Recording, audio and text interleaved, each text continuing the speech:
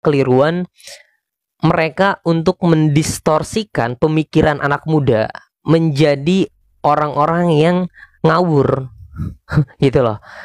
Dan ini terjadi kepada anak muda Gen Z dan Alpha. Makanya ketika kalian mendengar seruan ini dan kalian masih di dalam pondok, saya sarankan lebih baik keluar. Karena mereka itu kesesatan yang nyata ya. Karena mereka kesesatan yang nyata. Banyak sekali data yang telah saya kumpulkan, mereka itu membuat sebuah ritual yang menyesatkan. Banyak sekali. Islam agama yang benar menurut Al-Quran. Itu di Al-Quran ayat keberapa? Kalau agama Islam saat ini benar, lantas kenapa masih banyak kerusakan di dalamnya? Lantas kenapa masih membuat aneh-aneh gitu? Apalagi meledakkan diri di depan rumah kerohanian, lalu mengucapkan Tuhan yang Maha Besar. Apakah itu bagian dari kesempurnaan Islam? Kalau kamu merasa Islam sempurna, ya sempurna yang mana? Ya, cukup aneh menurut saya jika kamu mengatakan Islam yang sempurna. Atau bisa jadi kamu melihat kerusakan itu adalah bagian dari sempurna. Aneh banget. Islam saat ini tidak sempurna. Saya katakan Islam saat ini tidak sempurna. Makanya hadirnya Imam Al-Mahdi untuk menyempurnakan kembali. Kamu berfahaman Islam saat ini adalah faham bukan yang Nabi Muhammad bawakan. Ini adalah karangan dari para ulama kalian Islam saat ini. Oke? Sehingga kalian dibodohi, kalian sangat-sangat dikelirukan oleh fahaman ulama kalian sendiri. Jadi harus sadar bagaimana Indonesia mau emas tapi generasinya saja bikin cemas. Jadi kalau kamu merasa benar Islam saat ini, buktikan kepada saya. Kita diskusi di sini secara sehat menggunakan data. Boleh yang mau naik silakan, mau naik multi ya, silakan multi. Bantu tap-tap dulu sampai 1000 2000, nanti saya naikkan orang untuk kalian yang mau naik ke atas kotak ya. Oknum itu bukan oknum ya. Kalau kamu masih mewajarkan sebuah oknum, saya rasa tidak sehat pemikiran kamu. Sama saja pemikiran kamu bejat, sama seperti ustadz-ustadz kamu sendiri. Wah, itu oknum, mewajarkan saja. Wajarkan saja itu oknum. Nah, saya beritahukan ya. Ini pabrik ya, produksi. Dan produksi akan mempunyai barang. Barangnya ini yang kamu katakan oknum. Oknum tidak akan menjadi produk yang baik jika pabriknya itu tidak baik. Oke? Makanya kita harus membenamkan pabriknya dulu nih, mengkritisi pabriknya. Jangan kamu salahkan oknumnya. Oknum tidak tahu menahu. Kalau mereka berlaku seperti ini, itu karena lingkungan yang terjadi. Oke? Nah, lingkungan inilah yang harus dikritisi. Apakah pondok pesantren, apakah sebuah agama tidak boleh dikritisi? Layaknya sebuah politik saja yang boleh dikritisi, sementara agama kebal daripada kritikan. Saya rasa tidak. Agama juga perlu dikritisi agar membangun kepada agama yang benar. Jika agama masih dikebal hukumkan, ya pada akhirnya kamu akan tidak maju dia dalam sebuah bernegara, dalam sebuah sosialis, dalam sebuah pendidikan. Karena kamu anti kritik. Padahal kritik itu adalah cara kita membangun sebuah evaluasi ke depannya. Jadi kalau kamu masih mewajarkan oknum, namun pabriknya tidak kamu kritisi, ini akan melahirkan oknum-oknum lain, berjuta-juta orang, beribu-ribu orang. Jadi kamu tidak dapat mewajarkan itu oknum. Jangan bejat lah, pemikiran jangan sampai bejat. Kalau kita melihat dalam Indonesia saat ini krisis identitas dan juga menjadikan kamu hanya mewajarkan sebuah oknum adalah kesalahan dalam berpikir. Pedoman agama itu Al-Quran. Ya, Al-Quran yang mana? Al-Quran yang mana yang kamu katakan itu adalah sebuah pedoman? Coba bahas Trans 7 gitu. Sudah saya bahas mungkin ya di VT saya. Trans 7 memang benar, di atas kebenaran bahkan. Dan pondok memang tidak perlulah kita masuk ke dalam pondok atau kalian mempunyai pondok, udah buyarin aja pondoknya. Gak usah pondok itu mendorong kemunduran ya. Disayangkan sekali jika anak kamu, ibu bapak masuk ke dalam pondok dan kamu tidak tahu apa di dalam pondok tersebut. Kamu tidak mereview pondok itu apa sih sebenarnya isi di dalamnya. Jadi saya rasa cukup ironis kalau masih ada anak muda ya seperti saya, Gen Z dan Gen Alpha, masuk ke dalam pondok. Miris, lebih baik keluar dan cari guru, moderator untuk dididik secara private atau privat. Seperti itu ya. Jangan kemana-mana dulu. Tanda muncul di saat Mekah sedang kacau. Ya, Mekah saat ini juga sedang kacau. Kalau kamu katakan Mekah saat ini tidak kacau, ya kacau juga Mekah. Coba bacot di jalan nyata. Iya, saya bisa untuk berdiskusi secara sehat. Dan kalian untuk mau berdiskusi silahkan naik saja ya ke atas komal sini, kita diskusi secara sehat. Maghrib boy, ngoceh mulu. Kalau kamu gak suka nggak apa-apa. Komal hama. Bro, kau jebolan zaitun apa ya? Bukan ya. Saya bukan jebolan zaitun ya. Saya dulu berfahaman Ahlussunnah wal Jamaah. Kapan ke Lirboyo Om? Ditunggu buat diskusi. Boleh. Mau Lirboyo, Lirbiyi, tidak ada apa-apanya ya. Tidak ada apa-apanya, sangat kecil. Menurut saya, pondok pesantren tidak mendapatkan atau tidak membuat sebuah perubahan di Indonesia. Dan tidak layak juga kita banggakan bahwa saya santri nih. Bullshit ya. Kalau saya katakan, wah saya santri nih, bangga nih. Ya apa yang lu punya? Apakah lu menciptakan AI? Apakah lu menciptakan robotik? Sehingga sebangga itu jadi santri. Padahal santri ini dipakai keilmuannya ya ilmu di abad ke-7, abad ke-8 lagi. Mandek jadinya, otaknya tuh mandek.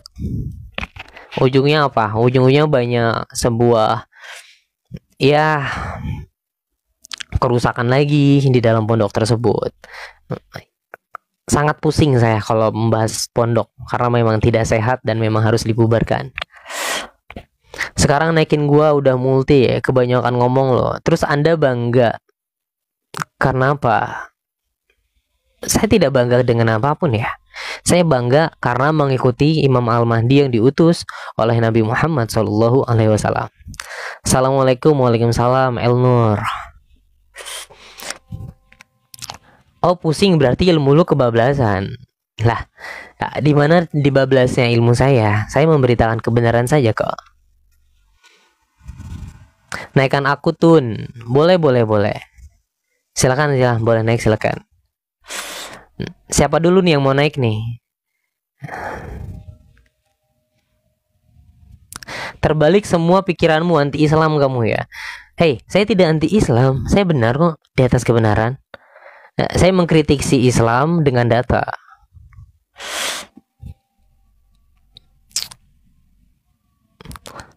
Tutur kata sangat sopan. Iya, terima kasih ya. Memang seperti ini cara kita berbicara. Oke, baik. Kita akan naikkan dulu. Ada Bang Nisau.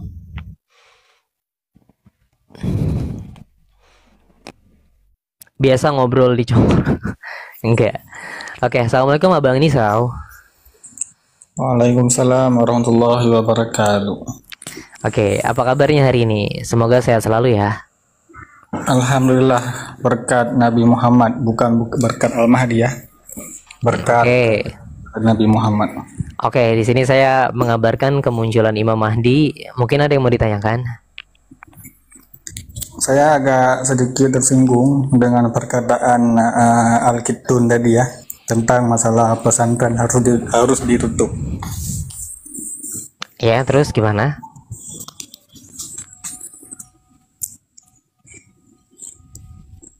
Bentar, Abang. Kenapa? Lah kok turun, Bang? Diskusi di sini tenang aja. Saya nggak marah-marah kok. Saya kalem kok. Kalau kamu nggak setuju nggak apa-apa. Apa yang membuat kamu tidak setuju? Kita adu data di sini, adu banding. Oke? Nggak apa-apa. Kalau kamu merasa tidak setuju dengan statement saya, kamu bisa bantah dengan statement kamu yang lebih baik, bahwasanya wah ini loh pondok pesantren, wah ini loh caranya. Berikan data kamu, naikkan yang lain. Kalem tapi ngeyel.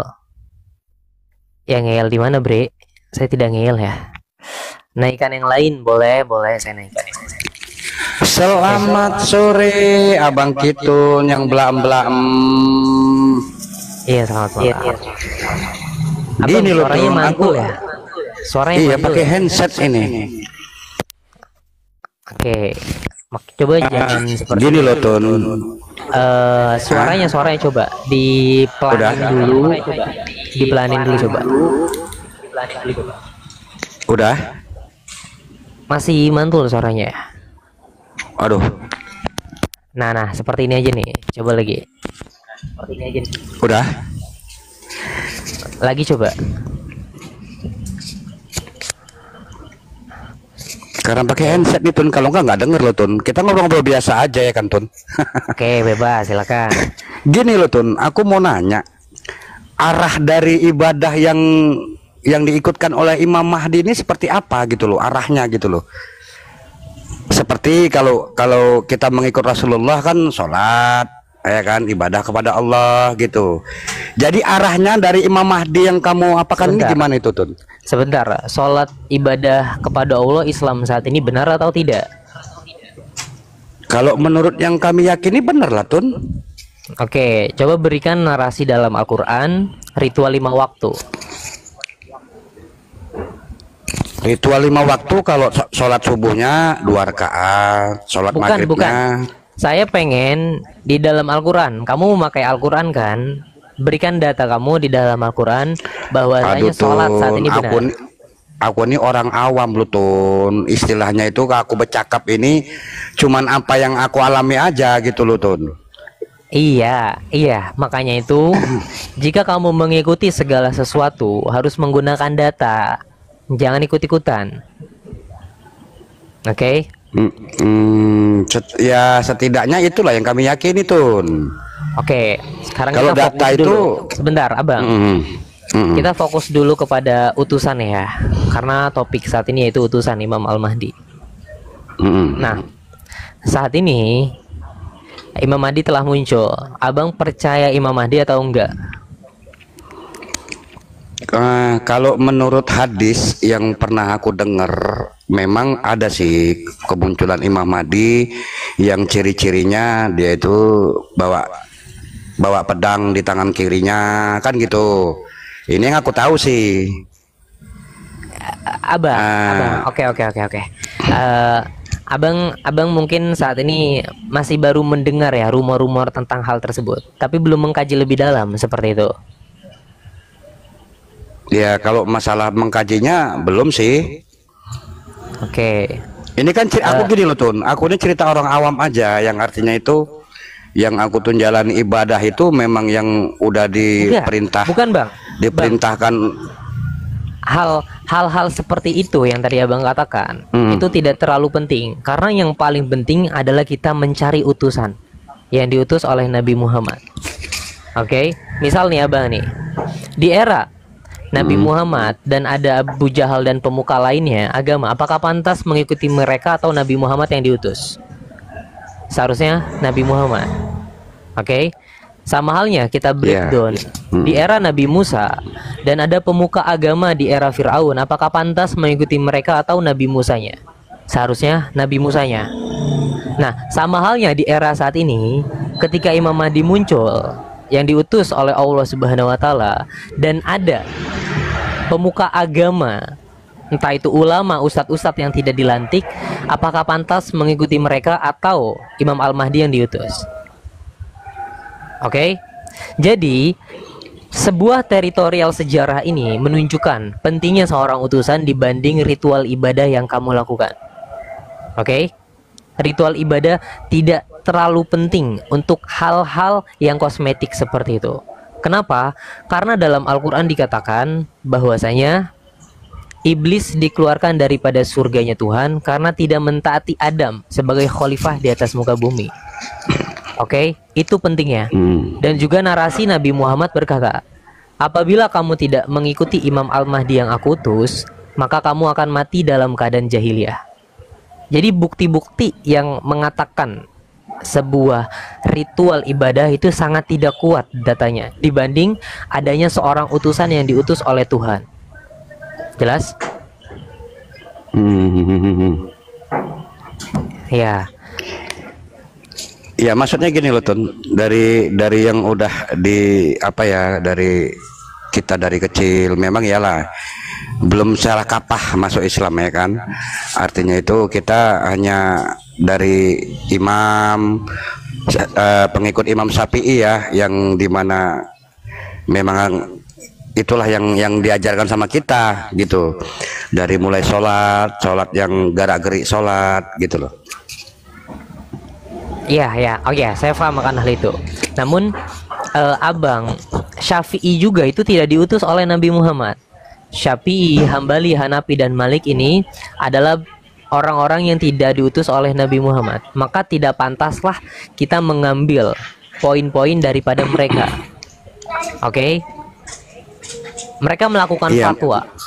Iya gini loh Tun, makanya aku nanya, ibadah yang kalau kita menjadi pengikut Imam Mahdi, ibadah yang dilaksanakan itu seperti apa ibadahnya gitu loh Tun, maksud aku. Iya, apakah seperti sholat ini juga atau cuma sekedar taat kan gitu.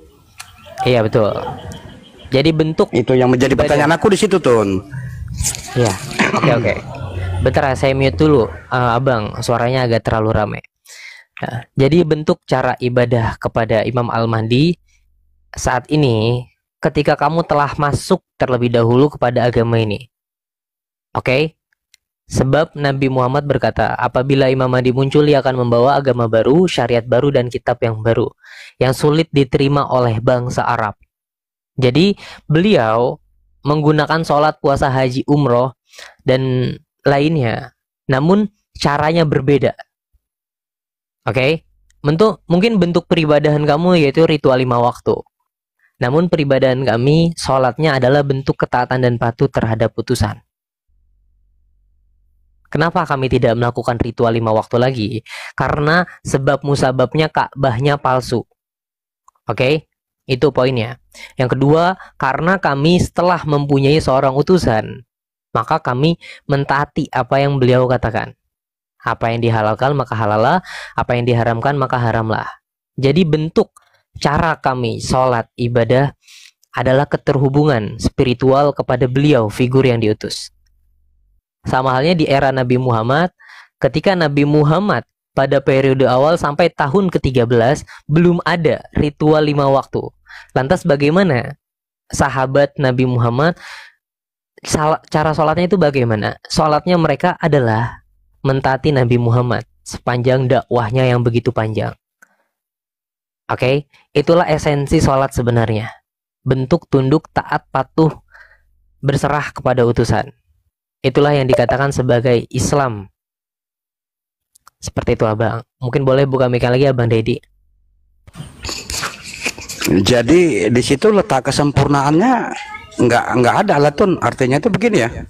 Kalau yang ibadahnya yang menurut kamu, oke, gini loh Tun, kita tahu ada mungkin di Al-Quran, aku lupa, itu Ka'bah itu memang bakal hancur Tun, aku tahu.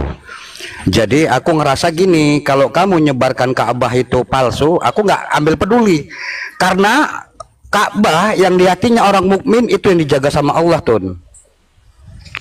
Nah itu kalau aku pribadi, mau kamu ngomong Ka'bah itu palsu, tapi ada juga di Al-Quran yang mengatakan kalau Ka'bah itu bakal hancur. Cuman yang dijaga sama Allah Ka'bahnya hati orang mukmin. Itu di kolbi, hati. Itu di mana datanya? Itu di mana datanya? Saya lupa Tun, cuman ada di Al-Quran. Iya, cuman kamu nggak boleh statement. Sebentar, kamu nggak boleh statement tanpa ada data. Kalau nggak ada data ya? Iya dong, nggak boleh. Oh, iya, tapi masalahnya kan tadi Gak aku boleh. udah naik Tun. Aku ini orang awam yang cuma denger-denger. Iya, kamu nggak boleh berlindung di kata orang awam dan kamu berstatement dengan hal seperti itu. Ini yang membuat para generasi akan menjadi sesat karena ucapan orang awam yang tanpa memfilterisasi.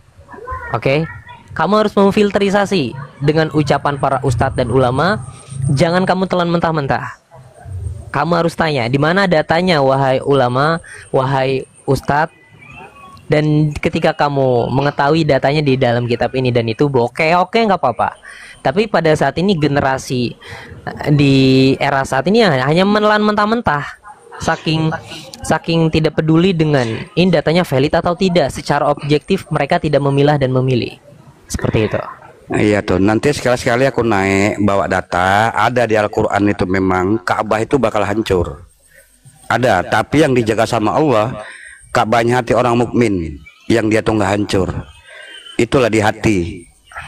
Nggak bisa abang. Nggak bisa ya. Cuma nanti gini loh tuh, nanti sekali lagi kalau aku naik, ku bacakan ayat berapa di Al-Quran kalau Ka'bah itu memang hancur gitu.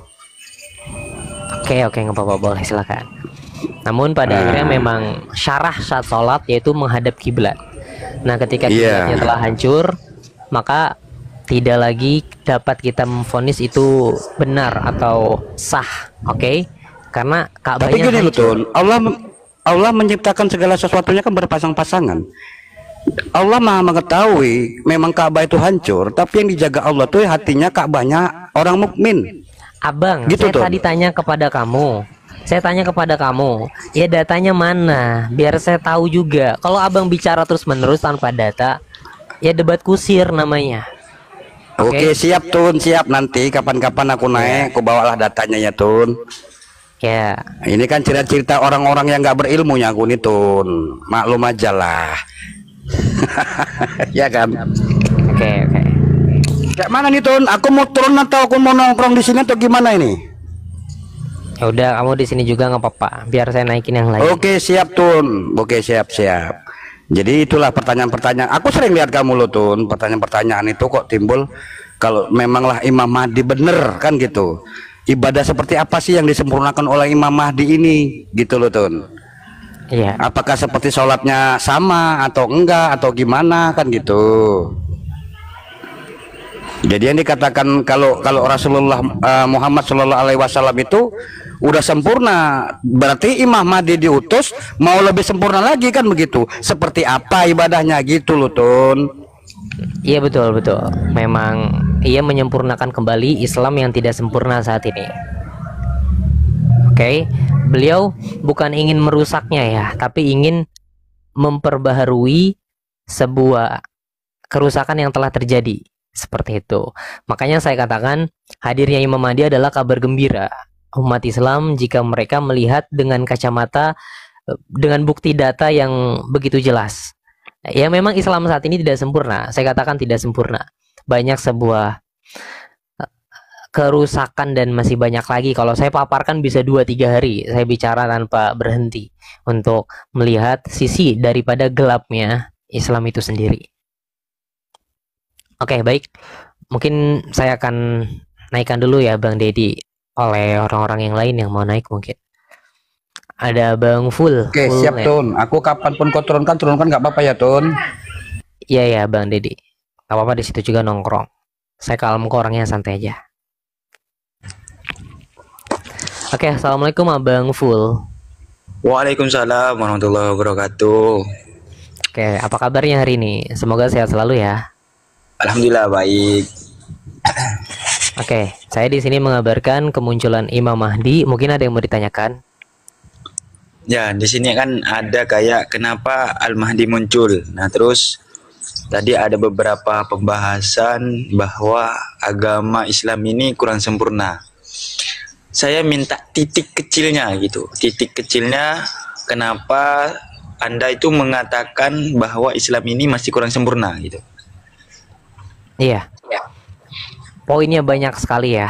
Kalau Abang lihat dalam beberapa tragedi kebelakangan ini ya banyak terkeliru daripada ulamanya, daripada ustadz-ustadznya. Itu memang menyatakan karena karena figur-figur mereka menjadikan Islam tidak sempurna. Itu salah satunya. Dan yang lebih sangat fundamental yaitu tentang Ka'bah. Ka'bah ini adalah Ka'bah yang palsu saat ini yang kamu ibadahi. Seperti itu. Nah, ya, saya hanya ingin bertanya, kenapa Ka'bah ini Anda anggap itu palsu? kita harus menggunakan data untuk kepalsuan atau sebuah kebenaran tersebut agar kita dapat menjustifikasi memang tidak sempurna Islam dan memang palsu. Boleh ya?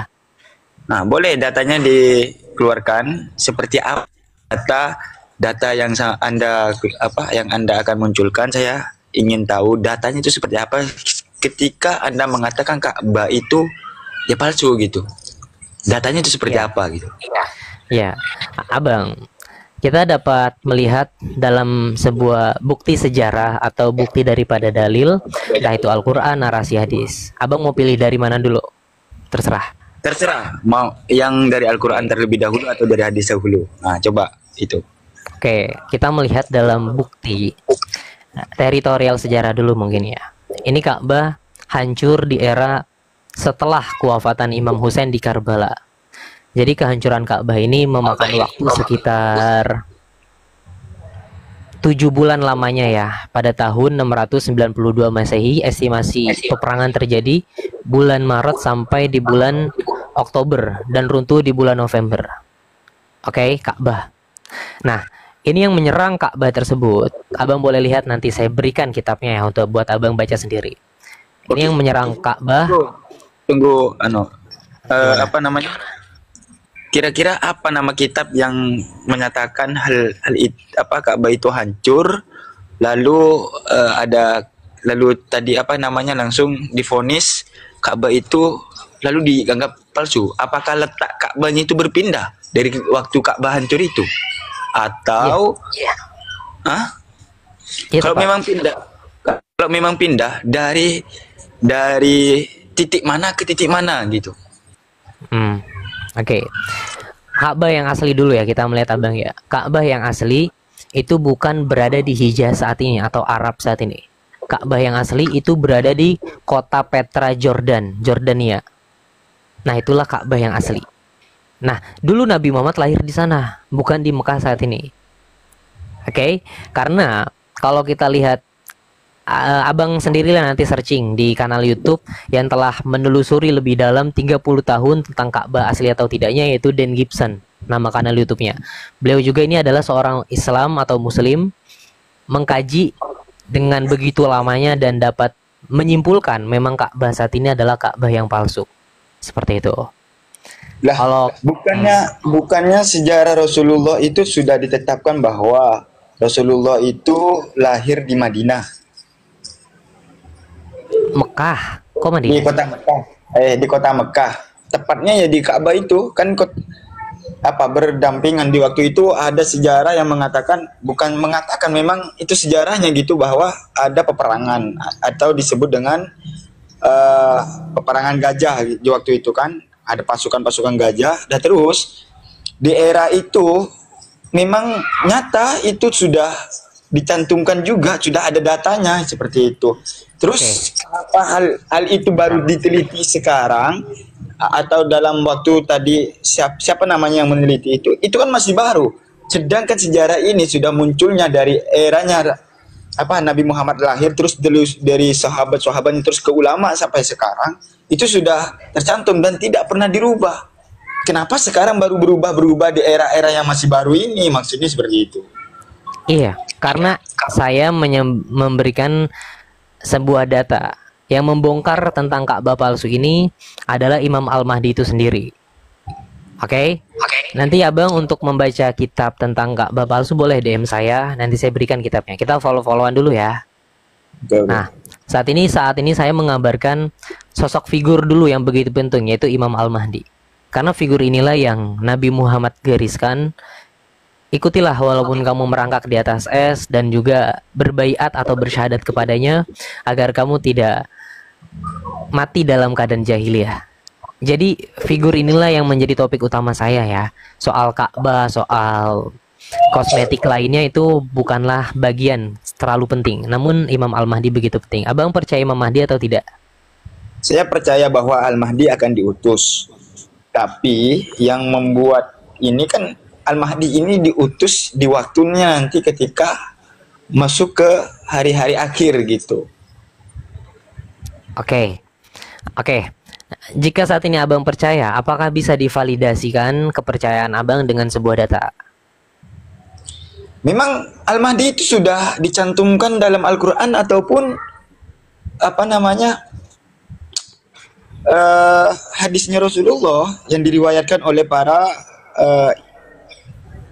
ahli-ahli hadis yang terdahulu gitu. Jadi apa namanya, kalau kita mengambil di era yang yang jauh antara kehidupan Rasulullah dengan orang tersebut, kita takut. Tapi ini kan di eranya ini dari Rasulullah, dari sahabat lalu ke imam-imam sampai ke bawah. Tadi ada bahasa dari Anda bahwa Imam Syafi'i sampean bukan tidak terlalu, tapi sampean ini tidak berpatokan pada Imam Syafi'i, Imam Hambali, Imam Maliki dan yang 4 mazhab tersebut gitu. Ya memang mereka tidak diutus. Biar saya koreksi ya. Abang, sebetulnya Imam Al-Mahdi dan penerus Nabi Muhammad ini tidak ada di dalam Al-Quran, adanya di dalam narasi hadis saja. Oke. Nah, lantas bagaimana kita menentukan Imam Al-Mahdi atau akan hadir sosok tersebut? Kita menentukan utusan di era saat ini, yaitu dengan nubuat-nubuat Nabi Muhammad. Sama halnya di era Nabi Muhammad, menentukan Nabi Muhammad telah muncul atau tidak menggunakan Injil di kitab Nabi Isa. Oke, sama halnya Nabi Isa ditentukan oleh kitab Yesaya sebelumnya. Jadi, kalau abang mengatakan belum hadirnya atau belum saat ini, apakah bisa dibuktikan dengan sebuah data agar kita dapat memberikan sebuah kajian hari ini dengan baik? Data yang seperti apa itu? Maksudnya data yang datanya seperti apa gitu? Iya, abang kan mengatakan bahwasanya Imam Mahdi saat ini belum muncul. Oke, kalau abang katakan belum, lalu kapan munculnya Imam Al-Mahdi menurut nubuat yang Nabi Muhammad tetapkan? Itu nanti di akhir-akhir hampir-hampir atau masuknya ke tanda-tanda hari kiamat kan, atau nanti setelah hari kiamat mau sudah mendekat seperti itu kan. Cuman hal itu tidak bisa dipastikan karena kita memang tidak ada kepastian untuk menetapkan Imam Al-Mahdi itu akan keluar kapan. Emang kalau memang ada data yang mengatakan Al-Mahdi itu datangnya pada tanggal berapa, hari apa, bulan apa, di tahun berapa, orang pasti taubat semua dong kan, seperti itu. Nah, saya tanya sama Anda, apakah Anda mempunyai data tersebut? Kalau memang Anda mempunyai data tersebut, untuk apakah memang data itu valid, benar-benar valid yang sudah diresmikan para ulama yang memang notabene sudah mengkaji Al-Quran dan hadis seperti itu? Oke. Kita menentukan kebenaran data ini bukanlah dari rujukan para ulama atau para agamawan. Justru kalau abang lihat dalam teritorial seluruh nabi atau rasul yang hadir, yang menjadi penentang barikade paling depan kepada mereka adalah para agamawan, para pemuka, para ahlul kitab. Sehingga para pemuka agama bukanlah menjadi tolak ukur kebenaran, tapi kebenaran hadir karena ucapan yang Nabi Muhammad katakan melalui narasi-narasinya. Dan ini telah terlaksana. Mungkin saya boleh tampilkan ya beberapa narasi kemunculan Imam Mahdi, boleh? Oke, baik. Di sini saya akan berikan data daripada kemunculan Imam Al-Mahdi.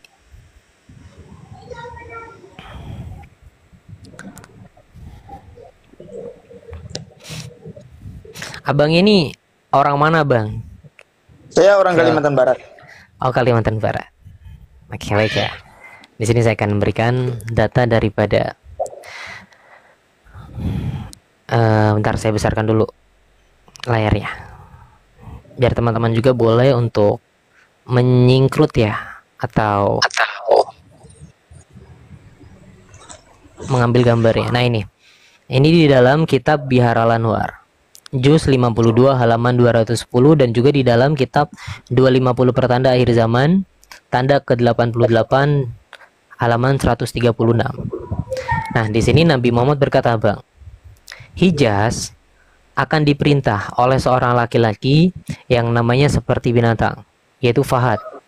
matanya juling dari jauh, matanya normal dari dekat. Oke. Nah, tepat pada tahun itu Fahad menjabat dan matanya juga persis. Oke. Jadi 1400 tahun hanya ini saja raja yang menjabat dan matanya juga persis.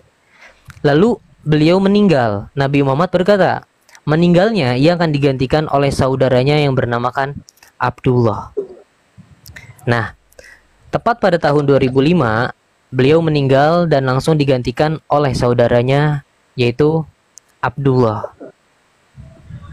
Nah, lalu Nabi Muhammad mengabarkan kembali, kabarkanlah tentang kematiannya, akan aku kabarkan gembira kemunculan Imam Al-Mahdi.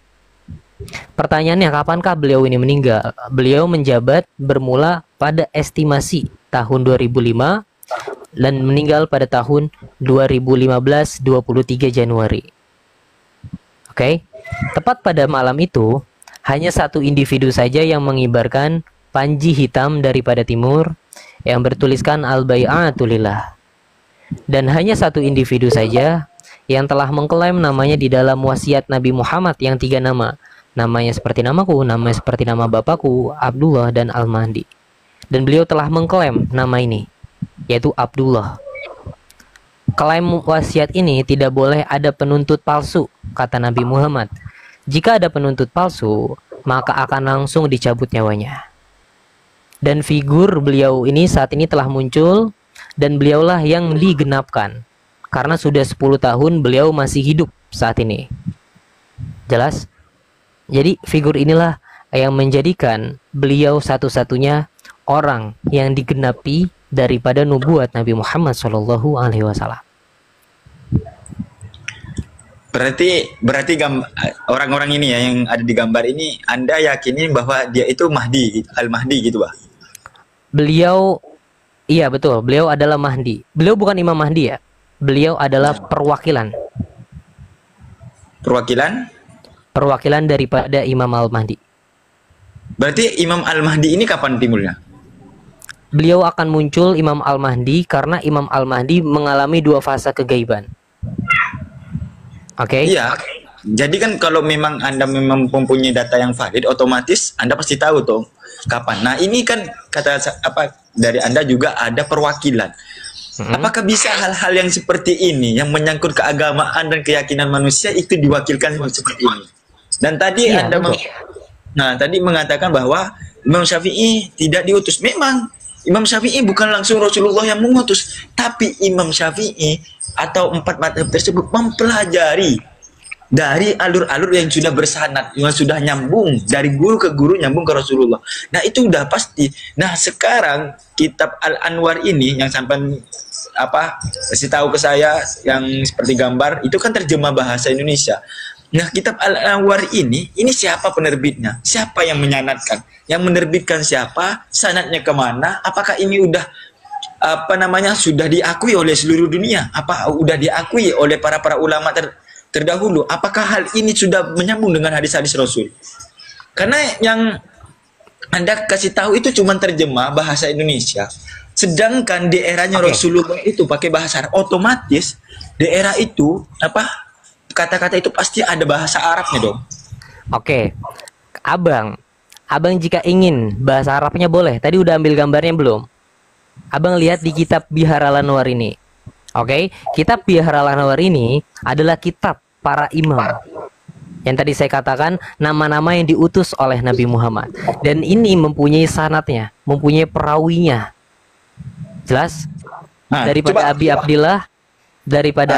Abdillah lalu berlanjut kepada Ja'far As-Shadiq, dari Imam Ali, Imam Hasan, Imam Husain, Zainal Abidin, Muhammad Bakir, Ja'far As-Shadiq.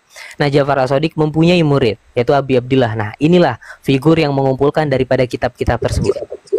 Nah, berarti Anda percaya dong dengan Ja'far As-Shadiq itu, berarti adanya Ja'far As-Shadiq yang merawikan kitab ini? Iya betul, memang itu adalah utusan daripada Nabi Muhammad. Terus yang jadi pertanyaan saya, kenapa Anda tidak percaya dengan adanya Imam Syafi'i? Syafi'i bukan menjadi tolak ukurnya. Oke? Sama, Syafi'i berarti ini Hajar As-Shadiq tidak menjadi tolak ukur juga dong kalau seperti itu. Oke. Saya buktikan bahwasanya Ja'far As-Shadiq diutus oleh Nabi Muhammad. Boleh saya buktikan datanya? Coba. Oke. Oke, biar Yang saya bahasa Arab, buktikan. Bang. Kalau bisa yang berbahasa Arab yang memang nyata gitu. Abang di sini room Indonesia. Saya menggunakan bahasa Indonesia. Ada Ya. ada komal kami dalam bahasa Arab juga ada. Kalau abang pengen ke dalam bahasa Arab. Ah, Oke. coba duanya ditimbulkan datanya. Bang, di sini saya menggunakan data bahasa Indonesia. Abang harus pahami. Nanti kalau abang pengen beli kitabnya sendiri, cari sendiri. Oke? Ah, boleh, coba. Nah, di sini saya akan buktikan